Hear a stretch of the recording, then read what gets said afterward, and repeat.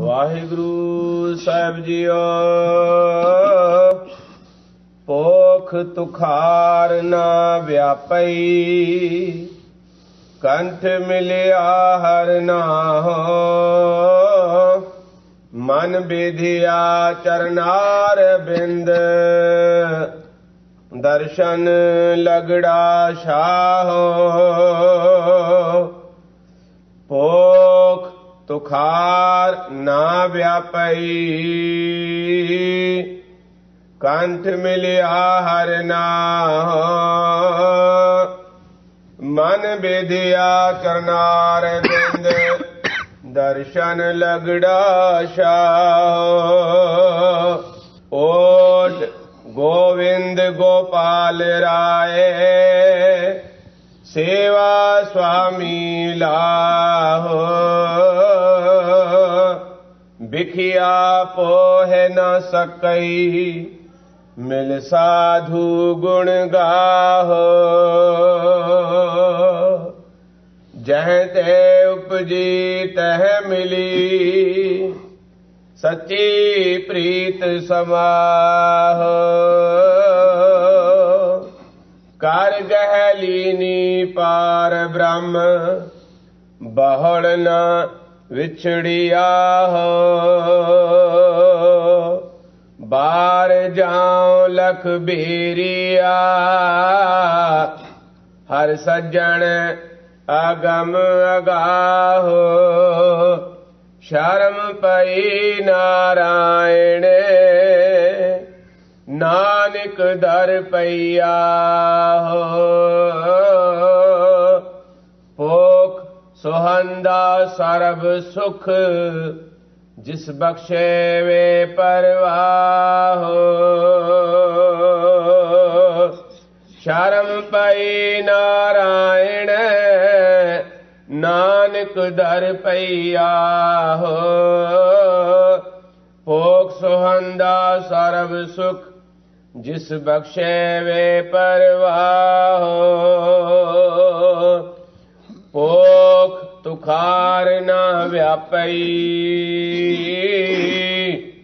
ਕੰਠ ਮਿਲਿਆ ਹਰ ਨਾਹੋ। ਵਾਹਿਗੁਰੂ ਜੀ ਕਾ ਖਾਲਸਾ, ਵਾਹਿਗੁਰੂ ਜੀ ਕੀ ਫਤਿਹ। ਪਰਮ ਸਨਮਾਨਯੋਗ ਸਤਿਗੁਰੂ ਮਹਾਰਾਜ ਦੀ ਸਾਜੀ ਨਵਾਜੀ ਹੋਈ ਗੁਰੂ ਖਾਲਸਾ ਸਾਧ ਸੰਗਤ ਜੀਓ, ਸਤਿਗੁਰੂ ਨੇ ਅਪਾਰ ਬਖਸ਼ਿਸ਼ ਕੀਤੀ। ਸਾਡੇ ਕਲਯੁਗੀ ਜੀਵਾਂ ਦੇ ਉਧਾਰ ਵਾਸਤੇ, ਜਿੱਥੇ ਹੋਰ ਬੇਅੰਤ ਪਰਉਪਕਾਰ ਕੀਤੇ, ਉੱਥੇ ਹਮੇਸ਼ਾ ਲਈ ਸੁਰਬੱਤ ਜੀਵਾਂ ਦੀ ਕਲਿਆਣ ਵਾਸਤੇ ਪਾਵਨ ਅੰਮ੍ਰਿਤ ਰੂਪ ਇਲਾਹੀ ਬਾਣੀ ਉਚਾਰਨ ਕੀਤੀ। ਦੋਹੇ ਥਾ ਬਾਣੀ ਕਾ ਬੋਹਿ ਥਾ, ਪੰਚਮ ਪਾਤਸ਼ਾਹ ਸ਼ਹੀਦਾਂ ਦੇ ਸਰਤਾਜ ਸ਼ਾਂਤੀ ਦੇ ਸੋਮੇ ਧੰਨ ਗੁਰੂ ਅਰਜਨ ਦੇਵ ਮਹਾਰਾਜ ਸੱਚੇ ਪਾਤਸ਼ਾਹ ਨੇ ਜਿੱਥੇ ਹੋਰ ਬੇਅੰਤ ਬਾਣੀ ਉਚਾਰਨ ਕੀਤੀ, ਔਰ ਉੱਥੇ ਕੁਝ ਵਿਸ਼ੇਸ਼ ਬਾਣੀਆਂ ਵੀ ਉਚਾਰਨ ਕੀਤੀਆਂ। ਜਿਵੇਂ ਕਿ ਇੱਕ ਇਹ ਬਾਣੀ 12 ਮਾਹ ਹੈ, ਇਸੇ ਤਰ੍ਹਾਂ ਗੌੜੀ ਰਾਗ ਦੇ ਅੰਦਰ 52 ਅੱਖਰੀ ਬਾਣੀ ਹੈ, ਸੁਖਮਨੀ ਸਾਹਿਬ ਬਾਣੀ ਹੈ, ਥਿਤੀ ਗੌੜੀ ਮਹੱਲਾ ਪੰਜਵਾਂ ਦੇ ਸਿਰਲੇਖ ਦੀ ਬਾਣੀ ਹੈ। ਇਸ ਤਰ੍ਹਾਂ ਦੀਆਂ ਹੋਰ ਬੇਅੰਤ ਬਾਣੀਆਂ ਧੰਨ ਗੁਰੂ ਅਰਜਨ ਦੇਵ ਮਹਾਰਾਜ ਸੱਚੇ ਪਾਤਸ਼ਾਹ ਨੇ ਉਚਾਰਨ ਕੀਤੀਆਂ। ਸੋ ਆਪ ਸੰਗਤਾਂ 12 ਮਹਾਬਾਣੀ ਦੀ ਕਥਾ ਵਿਚਾਰ ਸਰਵਣ ਕਰ ਰਹੇ ਹੋ। ਪਿੱਛੇ 9 ਮਹੀਨਿਆਂ ਦੀ ਕਥਾ ਆਪ ਸੰਗਤਾਂ ਨੇ ਸਰਵਣ ਕੀਤੀ ਹੈ। ਬਿਕਰਮੀ ਸੰਮਤ ਚੇਤ ਦੇ ਮਹੀਨੇ ਆਰੰਭ ਹੁੰਦਾ ਹੈ। ਫੱਗਣ ਦੇ ਮਹੀਨੇ ਤੇ ਜਾ ਕੇ ਸਮਾਪਤ ਹੁੰਦਾ ਹੈ ਔਰ ਇਹਦੇ ਵਿੱਚ 12 ਮਹੀਨੇ ਮੰਨੇ ਗਏ ਹਨ। ਚੇਤ, ਵਿਸਾਖ, ਜੇਠ, ਹਾੜ, ਸਾਉਣ, ਭਾਦੋਂ, ਅੱਸੂ, ਕੱਤਾ, ਮੱਘਰ, ਪੋਹ, ਮਾਘ ਤੇ ਫੱਗਣ। ਮੱਘਰ ਦਾ ਮਹੀਨਾ ਚੱਲ ਰਿਹਾ ਹੈ। ਇਹਦੀ ਵਿਚਾਰ ਆਪ ਸੰਗਤਾਂ ਸਰਵਣ ਕਰ ਚੁੱਕੇ ਹੋ। ਇਸ ਤੋਂ ਅਗਲਾ ਮਹੀਨਾ ਪੋਹ ਦਾ ਮਹੀਨਾ ਹੈ। ਪੋਹ ਦੇ ਮਹੀਨੇ ਦੇ ਅੰਦਰ ਠੰਡ ਬਹੁਤ ਹੁੰਦੀ ਹੈ। ਕਈ ਵਾਰੀ ਕੋਰਾ ਵੀ ਪੈਂਦਾ ਹੈ, ਸਨੋ ਵੀ ਪੈਂਦੀ ਹੈ। ਟੈਂਪਰੇਚਰ ਬਹੁਤ ਲੋ ਹੋ ਜਾਂਦਾ ਹੈ। ਧੰਨ ਗੁਰੂ ਅਰਜਨ ਦੇਵ ਮਹਾਰਾਜ ਸੱਚੇ ਪਾਤਸ਼ਾਹ ਇਸ ਪੋਹ ਦੇ ਮਹੀਨੇ ਦੇ ਵਿੱਚ ਸਾਨੂੰ ਕੀ ਕਰਨਾ ਚਾਹੀਦਾ ਹੈ, ਇਹਦੇ ਬਾਰੇ ਪਾਵਨ ਪਵਿੱਤਰ ਸਿੱਖਿਆ ਬਖਸ਼ਿਸ਼ ਕਰ ਰਹੇ ਹਨ। ਆਪ ਸੰਗਤਾਂ ਪ੍ਰੇਮ ਦੇ ਨਾਲ ਪੋਹ ਦੇ ਮਹੀਨੇ ਦੀ ਵਿਚਾਰ ਸਰਵਣ ਕਰੋ ਤੇ ਇੱਕ ਵਾਰੀ ਪਿਆਰ ਦੇ ਨਾਲ ਆਖੋ, ਸਤਿਨਾਮ ਸ੍ਰੀ ਵਾਹਿਗੁਰੂ ਸਾਹਿਬ ਜੀਓ। ਓਖ ਤੁਖਾਰ ਨਾ ਵਿਆਪਈ, ਕੰਠ ਮਿਲਿਆ ਹਰ ਨਾਹੋ। ਸਾਹਿਬ ਸਤਿਗੁਰੂ ਧੰਨ ਗੁਰੂ ਅਰਜਨ ਦੇਵ ਮਹਾਰਾਜ ਸੱਚੇ ਪਾਤਸ਼ਾਹ ਫਰਮਾਉਂਦੇ ਹਨ, ਪੋਖ ਤੁਖਾਰ ਨਾ ਵਿਆਪਈ। ਆਪਾਂ ਪੋਹ ਕਹਿ ਦਿੰਦੇ ਹਾਂ, ਪਰ ਸਤਿਗੁਰੂ ਨੇ ਪੋਹ ਦੇ ਮਹੀਨੇ ਨੂੰ ਪੋਖ ਲਿਖਿਆ ਹੈ। ਪੋਖ ਸ਼ੁੱਧ ਹੈ। ਪੋਖ ਤੁਖਾਰ ਨਾ ਵਿਆਪਈ। ਹਜ਼ੂਰ ਫਰਮਾਉਂਦੇ ਨੇ, ਪੋਹ ਦੇ ਮਹੀਨੇ ਦੇ ਅੰਦਰ ਉਸ ਜੀਵ ਰੂਪ ਇਸਤਰੀ ਨੂੰ, ਤੁਖਾਰ ਦਾ ਅਰਥ ਹੈ ਕੋਰਾ, ਤੁਖਾਰ ਦਾ ਅਰਥ ਹੈ ਪਾਲਾ। ਪੋਖ ਤੁਖਾਰ ਨਾ ਵਿਆਪੀ। ਪੋਹ ਦੇ ਮਹੀਨੇ ਦੇ ਅੰਦਰ ਉਸ ਨੂੰ ਪਾਲਾ ਨਹੀਂ ਵਿਆਪ ਸਕਦਾ, ਠੰਡ ਨਹੀਂ ਲੱਗ ਸਕਦੀ। ਕੰਠ ਮਿਲਿਆ ਹਰ ਨਾਹੋ। ਜਿਹਦੇ ਕੰਠ ਦੇ ਨਾਲ ਨਾਹੋ ਪਤੀ ਪਰਮੇਸ਼ਰ ਮਿਲਿਆ ਹੋਵੇ।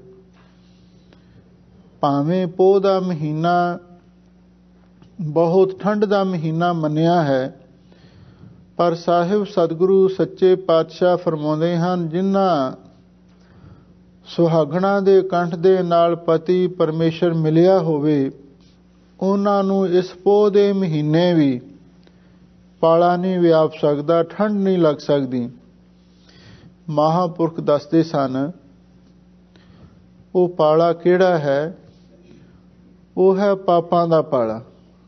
ਜਿਵੇਂ ਆਪਾਂ ਅਕਸਰ ਇਹ ਮੁਹਾਵਰਾ ਵਰਤਦੇ ਹਾਂ, ਬਈ ਉਹਨੂੰ ਤੇ ਆਪਣਾ ਹੀ ਪਾਲਾ ਮਾਰਦਾ।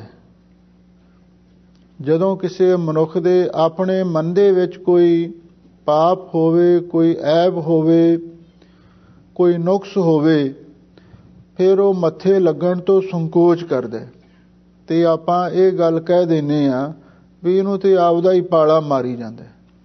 ਸਾਹਿਬ ਸਤਿਗੁਰੂ ਸੱਚੇ ਪਾਤਸ਼ਾਹ ਫਰਮਾਉਂਦੇ ਹਨ, ਉਹਨਾਂ ਜੀਵ ਰੂਪ ਇਸਤਰੀਆਂ ਨੂੰ ਇਸ ਪੋਹ ਦੇ ਮਹੀਨੇ ਦੇ ਅੰਦਰ ਪਾਪਾਂ ਦਾ ਪਾਲਾ ਵੀ ਨਹੀਂ ਵਿਆਪਦਾ। ਕੰਠ ਮਿਲਿਆ ਹਰ ਨਾਹੋ। ਜਿਨ੍ਹਾਂ ਦੇ ਅਭੇਦ ਨਿਸ਼ਚੈ ਰੂਪੀ ਕੰਠ ਦੇ ਨਾਲ ਨਾਹੋ ਪਤੀ ਪਰਮੇਸ਼ਰ ਮਿਲਿਆ ਹੁੰਦਾ ਹੈ। ਮਨ ਵਿਦਿਆ ਚਰਨਾਰ ਬਿੰਦ, ਦਰਸ਼ਨ ਲਗੜਾ ਸਾਹੋ। ਸਾਹਿਬ ਸਤਿਗੁਰੂ ਸੱਚੇ ਪਾਤਸ਼ਾਹ ਫਰਮਾਉਂਦੇ ਨੇ, ਭਾਈ ਉਸ ਜੀਵ ਰੂਪ ਇਸਤਰੀ ਦਾ ਐਸਾ ਜੀਵਨ ਬਣ ਜਾਂਦਾ ਹੈ, ਮਨ ਬੇਧਿਆ ਚਰਨਾਰ ਬਿੰਦ। ਉਹਦਾ ਮਨ ਵਾਹਿਗੁਰੂ ਦੇ ਚਰਨਾਂ ਕਮਲਾਂ ਦੇ ਪ੍ਰੇਮ ਦੇ ਵਿੱਚ ਵਿੰਨਿਆ ਜਾਂਦਾ ਹੈ। ਜਿਵੇਂ ਭੌਰਾ ਮਾਲ ਕੇਤਕੀ ਦੇ ਫੁੱਲ ਵਿੱਚ ਕੰਡਾ ਹੁੰਦਾ ਹੈ ਔਰ ਉਸ ਦੀ ਸੁਗੰਧੀ ਲੈਣ ਵਾਸਤੇ ਕੰਡੇ ਵਿੱਚ ਵਿੰਨਿਆ ਜਾਂਦਾ ਹੈ, ਇਸੇ ਤਰ੍ਹਾਂ ਵਾਹਿਗੁਰੂ ਦੇ ਚਰਨ ਕਮਲਾਂ ਦੇ ਵਿੱਚ ਪ੍ਰੇਮ ਦਾ ਕੰਡਾ ਹੈ।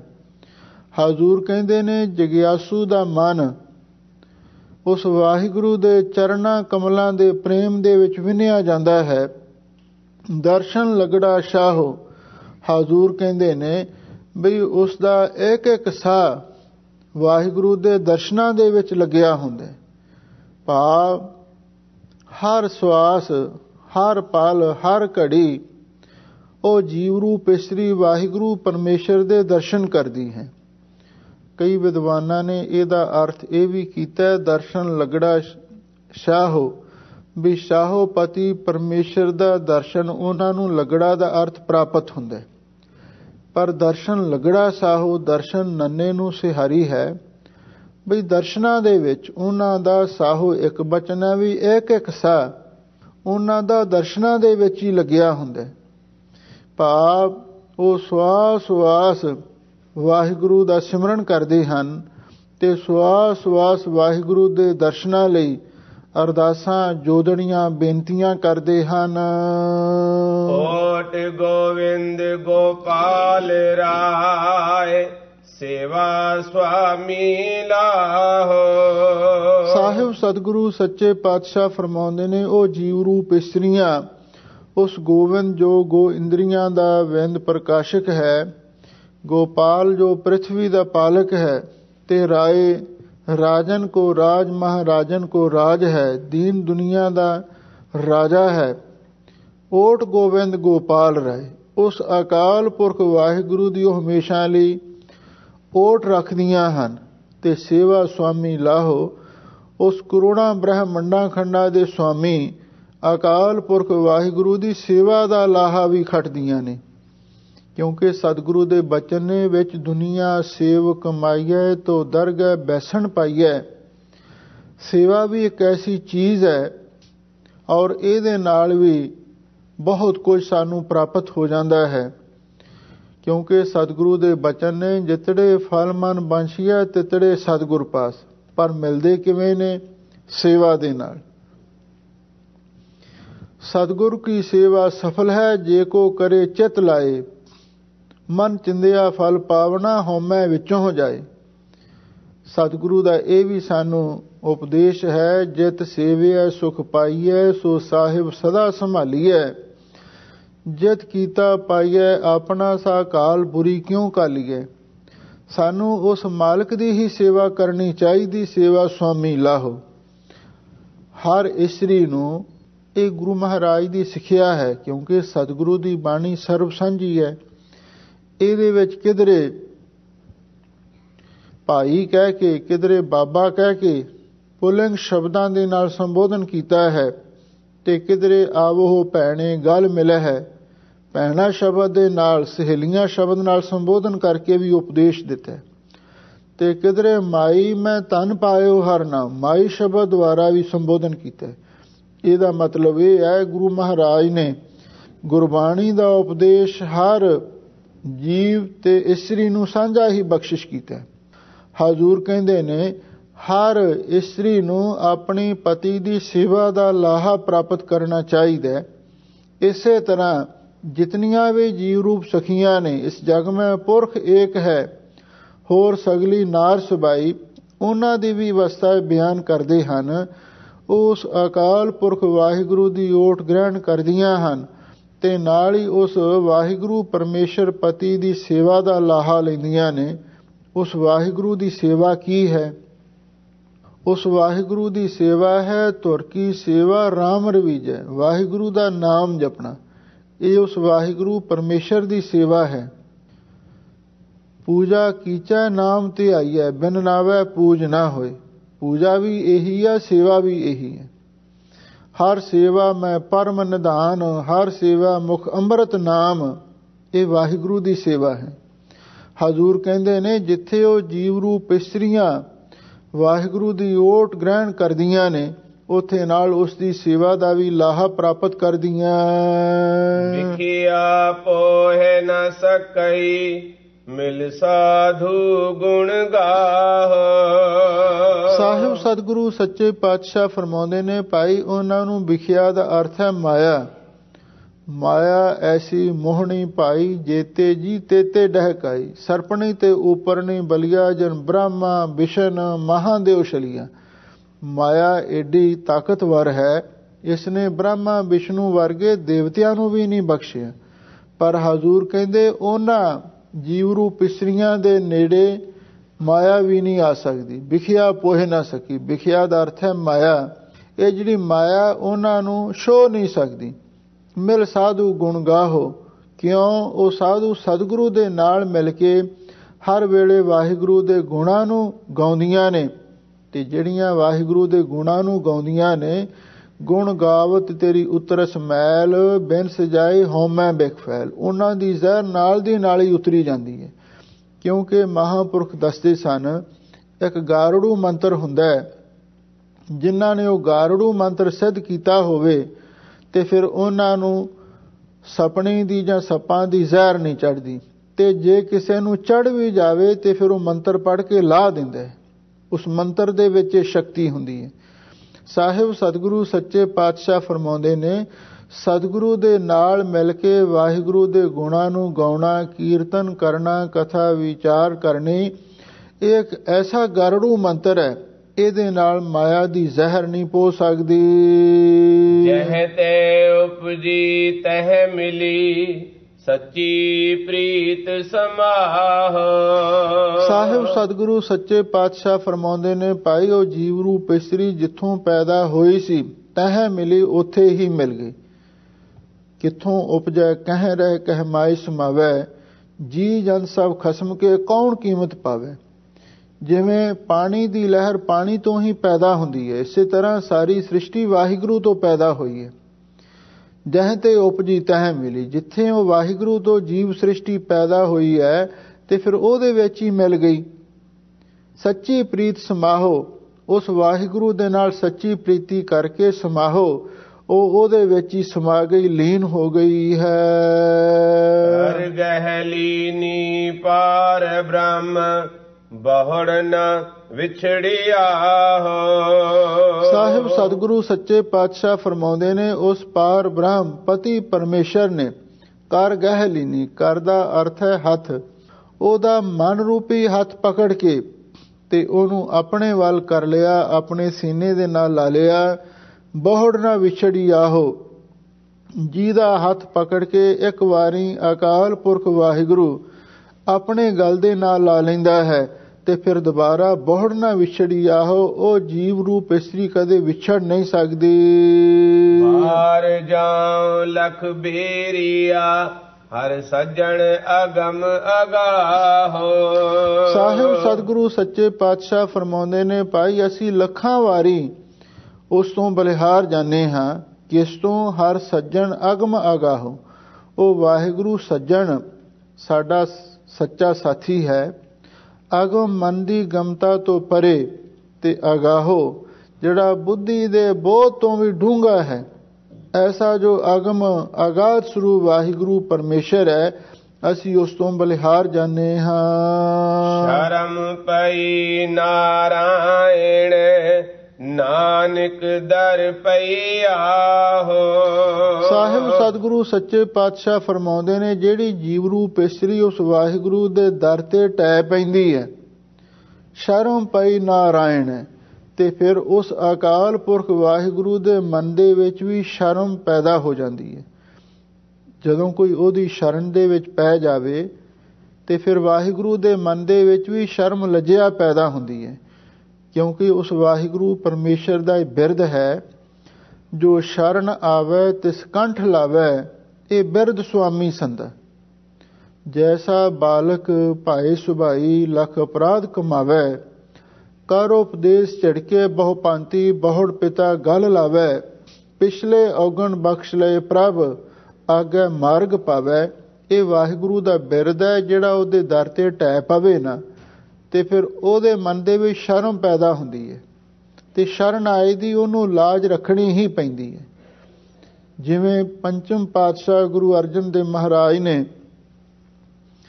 ਰਹਿਰਾਸ ਸਾਹਿਬ ਜੀ ਦੇ ਵਿੱਚ ਫਰਮਾਇਆ ਹੈ, ਜਪ ਤਪ ਸੰਜਮ ਧਰਮ ਨਾ ਕਮਾਇਆ, ਸੇਵਾ ਸਾਧ ਨਾ ਜਾਣਿਆ ਹਰ ਰਾਇਆ, ਕਹੋ ਨਾਨਕ ਹਮ ਨੀਚ ਕਰਮਾ, ਸ਼ਰਨ ਪਰੇ ਕੀ ਰਾਖੋ ਸ਼ਰਮਾ।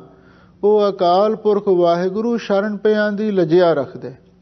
ਇਸ ਲਈ ਜਿਹੜੀ ਵੀ ਜੀਵ ਰੂਪ ਇਸਤਰੀ ਵਾਹਿਗੁਰੂ ਦੇ ਦਰ ਦੀ ਸ਼ਰਨ ਟਹਿ ਪਈ ਤੇ ਵਾਹਿਗੁਰੂ ਦੇ ਮੰਦੇ ਵਿੱਚ ਸ਼ਰਨ ਪਈ, ਭਾਵ ਉਸ ਦੀ ਲਜਿਆ ਰੱਖੀ। ਓਖ ਸੋਹੰਦਾ ਸਰਬ ਸੁਖ, ਜਿਸ ਬਖਸ਼ੇ ਵੇ ਪਰਵਾਹ।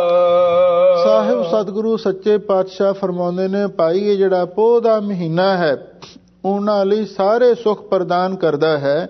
ਜਿਸ ਬਖਸ਼ੇ ਵੇ ਪਰਵਾਹੋ, ਜਿਸ ਨੂੰ ਉਹ ਬੇਪਰਵਾਹ ਅਕਾਲ ਪੁਰਖ ਵਾਹਿਗੁਰੂ ਬਖਸ਼ ਦੇਵੇ, ਭਾਵ ਜਿਨ੍ਹਾਂ ਤੇ ਵਾਹਿਗੁਰੂ ਪ੍ਰਸੰਨ ਹੋ ਕੇ ਉਹਨਾਂ ਦੇ ਕੀਤੇ ਸਾਰੇ ਗੁਨਾਹਾਂ ਨੂੰ ਪਾਪਾਂ ਨੂੰ ਬਖਸ਼ ਦੇਵੇ, ਤੇ ਫਿਰ ਪੋਹ ਦਾ ਮਹੀਨਾ ਉਹਨਾਂ ਦੇ ਲਈ ਸੁਹਾਵਣਾ ਹੁੰਦਾ ਤੇ ਸਾਰੇ ਸੁੱਖ ਪ੍ਰਦਾਨ ਕਰਨ ਵਾਲਾ ਬਣ ਜਾਂਦਾ।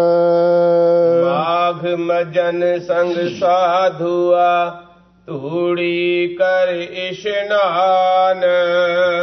ਹੁਣ ਧੰਨ ਗੁਰੂ ਅਰਜਨ ਦੇਵ ਮਹਾਰਾਜ ਸੱਚੇ ਪਾਤਸ਼ਾਹ ਜਿਹੜਾ 11ਵਾਂ ਮਹੀਨਾ ਹੈ, ਮਾਘ ਦਾ ਮਹੀਨਾ, ਉਹਦੇ ਵਿੱਚ ਜ਼ਿਆਦਾ ਠੰਡ ਹੁੰਦੀ ਹੈ ਤੇ ਫਿਰ ਮਾਘ ਦੇ ਮਹੀਨੇ ਲੋਕੀ ਤੀਰਥਾਂ ਤੇ ਇਸ਼ਨਾਨ ਵੀ ਕਰਦੇ ਨੇ। ਖਾਸ ਕਰਕੇ ਮਾਘ ਦੇ ਮਹੀਨੇ ਦੇ ਵਿੱਚ ਤੀਰਥਾਂ ਤੇ ਇਸ਼ਨਾਨ ਕਰਨਾ, ਪੁੰਨ ਦਾਨ ਕਰਨਾ, ਇਹਦਾ ਵਧੇਰੇ ਹੀ ਪੁੰਨ ਸਮਝਿਆ ਜਾਂਦਾ। ਪਰ ਸਾਹਿਬ ਸਤਿਗੁਰੂ ਸੱਚੇ ਪਾਤਸ਼ਾਹ ਸਾਨੂੰ ਇੱਥੇ ਇਹ ਗੱਲ ਸਮਝਾਉਂਦੇ ਨੇ ਵੀ ਇਕੱਲੇ ਤੀਰਥਾਂ ਤੇ ਨਹਾ ਕੇ ਪਵਿੱਤਰਤਾ ਨਹੀਂ ਹੋਣੀ। ਜਲ ਕੇ ਮੱਜਨ ਜੇ ਗਤ ਹੋਵੇ ਹੈ, ਨਿਤ ਨਿਤ ਮੇਂਢਕ ਨਹਾਵੇ ਹੈ, ਜੈਸੇ ਮੇਂਢਕ ਤੈਸੇ ਓਏ ਨਰ ਫਿਰ ਜੋਨੀ ਆਵੇ ਹੈ। ਤੇ ਫਿਰ ਸਾਨੂੰ ਕਿਸ ਤਰ੍ਹਾਂ ਦਾ ਇਸ਼ਨਾਨ ਕਰਨਾ ਚਾਹੀਦਾ ਹੈ? ਧੰਨ ਗੁਰੂ ਅਰਜਨ ਦੇਵ ਮਹਾਰਾਜ ਸੱਚੇ ਪਾਤਸ਼ਾਹ ਇੱਕ ਵੱਖਰਾ ਦ੍ਰਿਸ਼ਟੀਕੋਣ ਸਾਨੂੰ ਸਮਝਾਉਣ ਲੱਗੇ ਹਨ। ਮਾਘ ਮੱਜਨ ਸੰਗ ਸਾਧੂਆਂ, ਤੂੜੀ ਕਰ ਇਸ਼ਨਾਨ ਗੁਰਮੁਖੋ। ਮਾਘ ਦੇ ਮਹੀਨੇ ਵਿੱਚ ਸਾਧੂਆਂ ਦੀ ਸੰਗਤ ਵਿੱਚ ਜਾ ਕੇ ਸਾਨੂੰ ਮੱਜਨ ਦਾ ਅਰਥ ਹੈ ਇਸ਼ਨਾਨ ਕਰਨਾ ਚਾਹੀਦਾ। ਮੱਜਨ ਉਸ ਇਸ਼ਨਾਨ ਨੂੰ ਕਹਿੰਦੇ ਨੇ ਜਿਹੜਾ ਕਿਸੇ ਵੱਡੇ ਪੁਰਬ ਦੇ ਸਮੇਂ ਕੀਤਾ ਜਾਵੇ, ਜਿਵੇਂ ਖਾਸ ਕਰਕੇ ਕੁੰਭ ਦੇ ਮੇਲੇ ਦੇ ਇਸ਼ਨਾਨ ਦਾ ਇੱਕ ਵੱਡਾ ਪੁੰਨ ਸਮਝਿਆ ਜਾਂਦਾ ਹੈ। ਪਰ ਸਾਹਿਬ ਸਤਿਗੁਰੂ ਸੱਚੇ ਪਾਤਸ਼ਾਹ ਫਰਮਾਉਂਦੇ ਹਨ, ਇਸ ਮਾਘ ਦੇ ਮਹੀਨੇ ਵਿੱਚ ਮਹਾਂਪੁਰਖਾਂ ਦੀ ਸੰਗਤ ਵਿੱਚ ਜਾ ਕੇ ਇਸ਼ਨਾਨ ਕਰਨਾ ਚਾਹੀਦਾ ਹੈ, ਕਿਉਂਕਿ ਸਾਧ ਸੰਗਤ ਜੰਗਮ ਤੀਰਥ ਹੈ। ਜੰਗਮ ਤੀਰਥ ਉਸ ਨੂੰ ਕਹਿੰਦੇ ਨੇ ਜਿਹੜਾ ਚੱਲਦਾ ਫਿਰਦਾ ਹੋਵੇ। ਦੂਜੇ ਤੀਰਥ ਤਾਂ ਜੜ ਨੇ, ਉਹ ਤਾਂ ਇੱਕ ਥਾਂ ਖਲੋਤੇ ਰਹਿੰਦੇ ਨੇ ਤੇ ਮਹਾਂਪੁਰਖ ਤੇ ਸੰਗਤ ਕਿਧਰੇ ਵੀ ਜਾ ਸਕਦੀ ਹੈ। ਹੁਣ ਬਾਕੀ ਤੀਰਥ ਤਾਂ ਹੁਣ ਜਿਹੜੇ ਸਾਡੇ ਇੰਡੀਆ ਵਿੱਚ ਹੀ ਨੇ, ਪਰ ਸਾਧ ਸੰਗਤ ਰੂਪੀ ਤੀਰਥ ਹਰ ਥਾਂ ਤੇ ਮੌਜੂਦ ਹੈ। ਇਸੇ ਲਈ ਹਜ਼ੂਰ ਕਹਿੰਦੇ ਮਾਘ ਮੱਜਨ ਸੰਗ ਸਾਧੂਆਂ, ਤੁਸੀਂ ਮਾਘ ਦੇ ਮਹੀਨੇ ਸਾਧੂਆਂ ਦੀ ਸੰਗਤ ਦੇ ਵਿੱਚ ਇਸ਼ਨਾਨ ਕਰੋ। ਸਾਧ ਸੰਗਤ ਦੇ ਵਿੱਚ ਆ ਕੇ ਬਾਣੀ ਪੜ੍ਹੋ ਅਤੇ ਸੁਣਿਆ ਮੰਨਿਆ ਮਨ ਕੀਤਾ ਭਾਓ, ਅੰਤਰਗਤ ਤੀਰਥ ਮਲ ਨਾਓ ਐਸਾ ਇਸ਼ਨਾਨ ਕਰੋ। ਅਤੇ ਇੱਥੇ ਹੀ ਬਸ ਨਹੀਂ, ਹਜ਼ੂਰ ਕਹਿੰਦੇ ਧੂੜੀ ਕਰ ਇਸ਼ਨਾਨ, ਭਈ ਮਹਾਂਪੁਰਖਾਂ ਦੀ ਧੂੜੀ ਵਿੱਚ ਵੀ ਇਸ਼ਨਾਨ ਕਰੋ। ਇੱਕ ਤੇ ਸਾਧ ਸੰਗਤ ਤੀਰਥ ਹੈ, ਇਹਦੇ ਵਿੱਚ ਇਸ਼ਨਾਨ ਕਰਨਾ ਹੈ। ਸੰਗਤ ਵਿੱਚ ਬੈਠ ਕੇ ਕੀਰਤਨ ਕਥਾ ਬਾਣੀ ਨੂੰ ਸੁਣਨਾ ਹੈ, ਇਹ ਸਾਧ ਸੰਗਤ ਦਾ ਇਸ਼ਨਾਨ ਹੈ। ਤੇ ਦੂਸਰਾ ਸਤਿਗੁਰੂ ਕਹਿੰਦੇ ਨੇ ਧੂੜੀ ਕਰ ਇਸ਼ਨਾਨ, ਵੀ ਸਾਧ ਸੰਗਤ ਦੀ ਧੂੜੀ ਵਿੱਚ ਇਸ਼ਨਾਨ ਕਰੋ। ਹੁਣ ਧੂੜੀ ਵਿੱਚ ਇਸ਼ਨਾਨ ਕਿਵੇਂ ਹੁੰਦਾ ਹੈ? ਭਾਈ ਸਾਹਿਬ ਭਾਈ ਗੁਰਦਾਸ ਜੀ ਨੇ ਲਿਖਿਆ ਹੈ, ਤੱਪੜ ਝਾੜ ਵਿਛਾਏ ਧੂੜੀ ਨਾਇਆ। ਜਿੱਥੇ ਸੰਗਤ ਬੈਠਦੀ ਹੈ ਔਰ ਉੱਥੇ ਤੱਪੜ ਦਰੀਆਂ ਚਾਦਰਾਂ ਝਾੜ ਕੇ ਵਿਛਾਉਣੀਆਂ, ਝਾੜੂ ਬਹਾਰੂ ਦੀ ਸੇਵਾ ਕਰਨੀ, ਇਹ ਧੂੜੀ ਦਾ ਇਸ਼ਨਾਨ ਹੈ। ਜਲ ਦੇ ਇਸ਼ਨਾਨ ਦੇ ਨਾਲ ਤੇ ਤਨ ਦੀ ਮੈਲ ਲੈਂਦੀ ਹੈ, ਪਰ ਮਹਾਂਪੁਰਖਾਂ ਦੀ ਚਰਨ ਧੂੜੀ ਵਿੱਚ ਇਸ਼ਨਾਨ ਕੀਤਿਆਂ ਪਾਪਾਂ ਦੀ ਮੈਲ ਵੀ ਉਤਰ ਜਾਂਦੀ ਹੈ। ਇਸੇ ਲਈ ਤਾਂ ਗੁਰੂ ਰਾਮਦਾਸ ਮਹਾਰਾਜ ਨੇ ਇਹ ਬਚਨ ਲਿਖੇ ਹਨ, गंगा जमुना गोदावरी सुरस्ती ते करह उद्यम तूर साधु की ताई किलविख मैल परे परे हमरे विच हमरी मैल साधु की धूर गवाई। महापुरखां दे चरनां दी धूड़ गंगा जमुना गोदावरी सुरस्ती नालों भी वध पवित्र लिखी है। तीर्थ भी महापुरखां दे चरनां दी धूड़ी नूं लोचदे ने, क्योंकि तीर्थ नावण जाओ तीर्थ नाम है, तीर्थ शब्द विचार अंतर ज्ञान है। महापुरखां दे कोल नाम हुंदा है, महापुरखां दे कोल शब्द हुंदा है, महापुरखां दे कोल बाणी हुंदी है, महापुरखां दे कोल उच्चा सुच्चा जीवन हुंदा है। यही ते सब तो वड्डा तीर्थ है। इसलिए भगत कबीर जी ने एक बड़ा सुंदर कटाक्ष किया है। दुनिया दे लोग तां तीर्थां ते नहाउणा पुन समझदे ने, पर भगत जी कहंदे मैं ते साध संगत विच जाना उहनूं वड्डा पुन समझदा हां। भगत कबीर जी दे बचन आए ने, कहो कबीर हों पया उदास, तीर्थ बड़ा के हर का दास। बई दुनिया दे लोगां नूं हाले तक इस गल दा पता भी नहीं लग सकिया बई तीर्थ वड्डा है कि हरि दा दास वड्डा हुंदा है। पर भगत कबीर जी कहंदे ने हरि दा दास वड्डा हुंदा है, क्योंकि धन गुरु रामदास महाराज ने यह गल आख दिती भी गंगा जमुना गोदावरी सुरस्ती वर्गे तीर्थ महापुरखां दे चरण धूड़ी नूं तरसदे ने, ते फिर वाहिगुरू दा दास ही वड्डा होया ना, जिहदी चरण धूड़ी नूं तीर्थ भी लोचदे ने। क्योंकि तीर्थ ये कहिंदे ने ਜਿਹੜੇ ਪਾਪਾਂ ਦੀ ਮੈਲ ਦੇ ਨਾਲ ਭਰੇ ਹੋਏ ਮਨੁੱਖ ਸਾਡੇ ਵਿੱਚ ਆ ਕੇ ਪ੍ਰਵੇਸ਼ ਕਰਦੇ ਨੇ ਤੇ ਆਪਣੇ ਪਾਪਾਂ ਦੀ ਮੈਲ ਸਾਡੇ ਵਿੱਚ ਛੱਡ ਜਾਂਦੇ ਨੇ, ਉਹਦੇ ਨਾਲ ਸਾਡੀ ਵੀ ਆਤਮਾ ਵਿਆਕਲ ਹੁੰਦੀ ਹੈ। ਪਰ ਜਦੋਂ ਕੋਈ ਪਰਮੇਸ਼ਰ ਦਾ ਪਿਆਰਾ ਸਾਡੇ ਵਿੱਚ ਆ ਕੇ ਚਰਨ ਪਾਉਂਦਾ ਹੈ, ਉਹਦੇ ਨਾਲ ਸਾਡੇ ਵੀ ਪਾਪ ਨਾਸ ਹੋ ਜਾਂਦੇ ਨੇ। ਇਸ ਢੰਗ ਦੇ ਨਾਲ ਸਤਿਗੁਰੂ ਕਹਿੰਦੇ ਭਾਈ ਮਹਾਂਪੁਰਖਾਂ ਦੀ ਧੂੜੀ ਵਿੱਚ ਇਸ਼ਨਾਨ ਕਰੋ।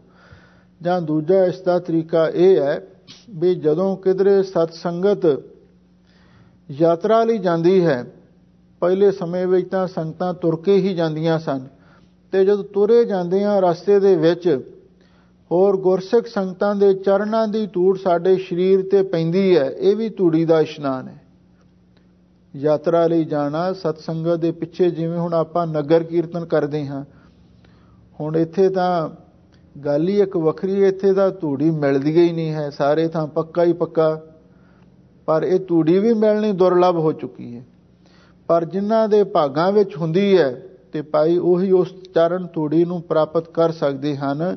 ਪਰ ਹਜ਼ੂਰ ਕਹਿੰਦੇ ਵੀ ਧੂੜੀ ਵਿੱਚ ਇਸ਼ਨਾਨ ਕਰਨਾ ਸਭ ਤੋਂ ਉੱਤਮ ਹੈ। ਹਰਿ ਕਾ ਨਾਮ ਧਿਆਏ ਸੁਣ ਸਭਨਾ ਨੋ ਕਰ ਦਾਨ। ਸਾਹਿਬ ਸਤਿਗੁਰੂ ਸੱਚੇ ਪਾਤਸ਼ਾਹ ਫਰਮਾਉਂਦੇ ਨੇ ਭਾਈ ਇਸ ਮਾਘ ਦੇ ਮਹੀਨੇ ਅੰਦਰ ਹਰ ਕਾ ਨਾਮ ਧਿਆਏ ਸੁਣ, ਬਈ ਵਾਹਿਗੁਰੂ ਦਾ ਨਾਮ ਵੀ ਸਾਨੂੰ ਧਿਆਉਣਾ ਚਾਹੀਦਾ। ਇਹਦਾ ਮਤਲਬ ਇਹ ਆ ਵੀ ਕੱਲਾ ਤੀਰਥਾਂ ਤੇ ਨਹਾਉਣਾ ਹੀ ਪੁੰਨ ਨਹੀਂ, ਸਾਧ ਸੰਗਤ ਵੀ ਕਰੋ ਤੇ ਸੇਵਾ ਵੀ ਕਰੋ, ਧੂੜੀ ਦਾ ਇਸ਼ਨਾਨ ਵੀ ਕਰੋ, ਤੇ ਇਹਦੇ ਨਾਲ ਨਾਲ ਵਾਹਿਗੁਰੂ ਦਾ ਨਾਮ ਵੀ ਧਿਆਓ ਤੇ ਨਾਲ ਵਾਹਿਗੁਰੂ ਦਾ ਜਸ ਵੀ ਸੁਣੋ ਤੇ ਸਭਨਾਂ ਨੂੰ ਕਰ ਦਾਨ। ਬਿਨਾਂ ਕਿਸੇ ਵਿਤਕਰੇ ਤੋਂ ਸਾਰਿਆਂ ਨੂੰ ਭਾਈ ਦਾਨ ਵੀ ਕਰਨਾ ਚਾਹੀਦਾ, ਕਿਉਂਕਿ ਗੁਰੂ ਮਹਾਰਾਜ ਨੇ ਜਿਹੜੀ ਸੰਗਤ ਤੇ ਪੰਗਤ ਦੀ ਮਰਜ਼ਾਦਾ ਬਣਾਈ ਹੈ ਨਾ, ਔਰ ਇਹਦੇ ਵਿੱਚ ਅਸੀਂ ਜੋ ਵੀ ਸੇਵਾ ਕਰਦੇ ਹਾਂ, ਚਾਹੇ ਦੇਗ ਦੀ ਸੇਵਾ ਚਾਹੇ ਲੰਗਰ ਦੀ ਸੇਵਾ, ਇਹ ਸਭਨਾਂ ਨੂੰ ਕਰਦਾਨ ਸਭ ਤੋਂ ਵਧੀਆ ਤਰੀਕਾ, ਸਭ ਨੂੰ ਬਰਾਬਰ ਦਾਨ ਦੇਣ ਦਾ। ਜੇ ਅਸੀਂ ਹੋਰ ਪਾਸੇ ਕੋਈ ਪੁੰਨ ਦਾਨ ਕਰੀਏ ਉਹਦੇ ਵਿੱਚ ਤੇ ਵਿਤਕਰਾ ਹੁੰਦਾ, ਅਧਿਕਾਰੀ ਤੇ ਅਨਅਧਿਕਾਰੀ ਵੀ ਪਰਖਿਆ ਜਾਂਦਾ। ਪਰ ਜਦੋਂ ਸੰਗਤ ਵਿੱਚ ਕੋਈ ਚੀਜ਼ ਆਉਂਦੀ, ਸੰਗਤ ਗੁਰੂ ਦਾ ਰੂਪ ਹੀ ਹੈ, ਇਹਦੇ ਵਿੱਚ ਚਾਹੇ ਕੋਈ ਵੀ ਆ ਜਾਂਦਾ ਤੇ ਫਿਰ ਉਹਨੂੰ ਅੰਨ ਪਾਣੀ ਬਰਾਬਰ ਹੀ ਛਕਾਇਆ ਜਾਂਦਾ। ਇਸ ਲਈ ਸਭਨਾਂ ਨੂੰ ਕਰ ਦਾਨ। ਸਤਿਗੁਰੂ ਕਹਿੰਦੇ ਕੱਲੇ ਪੰਡਤਾਂ ਨੂੰ ਹੀ ਦਾਨ ਨਹੀਂ ਦੇਣਾ, ਜਾਂ ਕੱਲੇ ਸਾਧੂ ਸੰਤਾਂ ਨੂੰ ਹੀ ਲੰਗਰ ਨਹੀਂ ਛਕਾਉਣਾ, ਸਾਰਿਆਂ ਨੂੰ ਹੀ ਦਾਨ ਕਰਨਾ ਚਾਹੀਦਾ ਹੈ।